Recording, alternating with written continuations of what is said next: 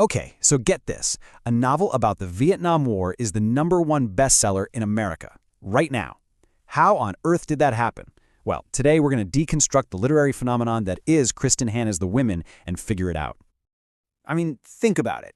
In a world just jam-packed with thrillers and romance novels, what makes a story about such a tough, divisive war connect with millions of people right now?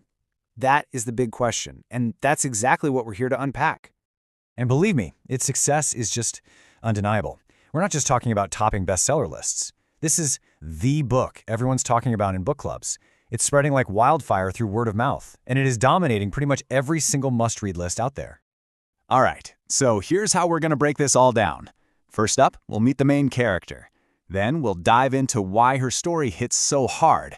We'll also cover the common criticisms, give you a final verdict on who this book is really for, and of course, finish with the big takeaway.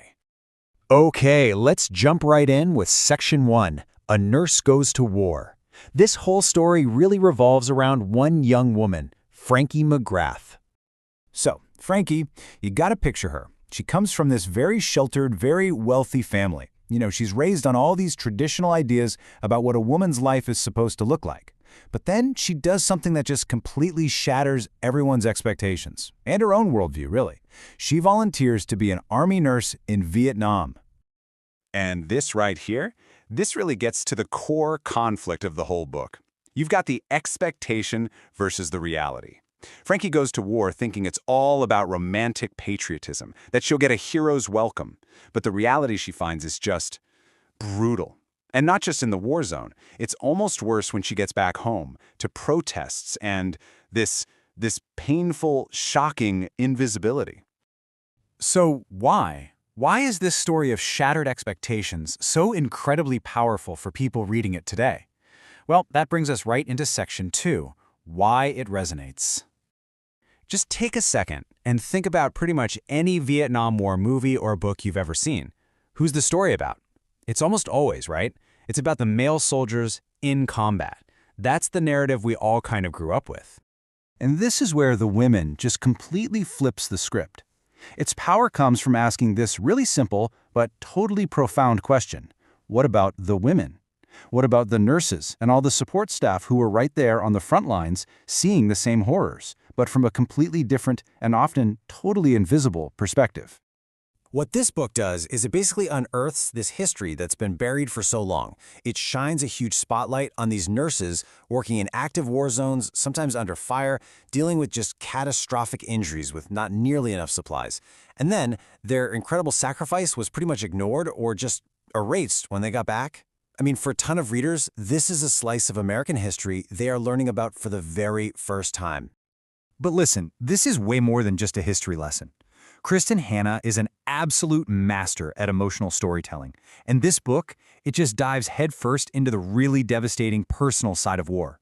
We're talking love, loss, addiction, survivor's guilt, all those deep scars of trauma that stick around long, long after the fighting is over. And that's why these themes connect so deeply with us today. You've got this idea of invisible service, where women's work gets ignored.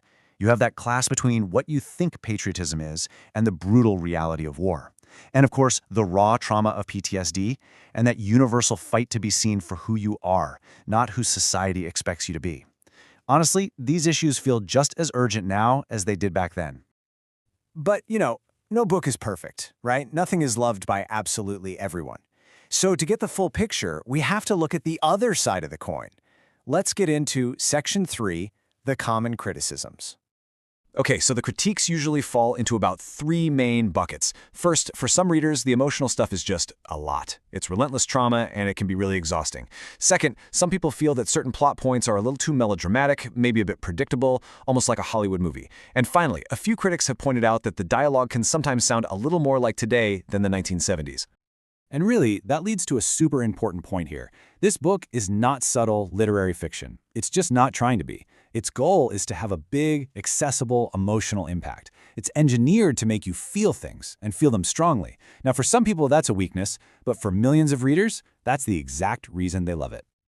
So, that brings us to the big question, right? Section 4, the final verdict. After hearing all this, is this book actually for you? Should you read it? Okay, let's make this easy. You're probably going to love this book if you're a fan of those big, emotional, character-driven historical novels. You know, the kind that really tug at your heartstrings. If you're fascinated by this fresh, female take on the Vietnam War, or if you're looking for a book club pick that is guaranteed to get people talking about history and memory, then yeah, this is absolutely it. Now, on the flip side, you might want to steer clear if you're someone who prefers really subtle, understated, more literary kind of storytelling. Also, be warned, it gets very graphic with descriptions of war and medical trauma. So, if you're looking for something light and escapist, this is definitely not that. And this chart kind of sums it all up perfectly. Look, it scores super high on historical insight and on characters and emotion. That's its sweet spot. But see that lower score for subtlety and originality? That lines up exactly with the criticisms we just talked about. All right, let's bring this all home with our final takeaway. When you boil it all down, why did this story become such a massive cultural force right here, right now? Ultimately, its success is all about this incredibly powerful combination. It takes a piece of history that was pretty much ignored, the story of women who served in Vietnam, and it tells that story in a way that is just so emotionally gripping you literally can't put it down. It finally gives a voice to the invisible. And that leaves us with one last thing to think about. Frankie's story really forces us to ask ourselves a pretty tough question. What happens when a hero doesn't look like the hero we were expecting? It's a question that echoes all the way from the past, and one that, I think, we're still grappling with today.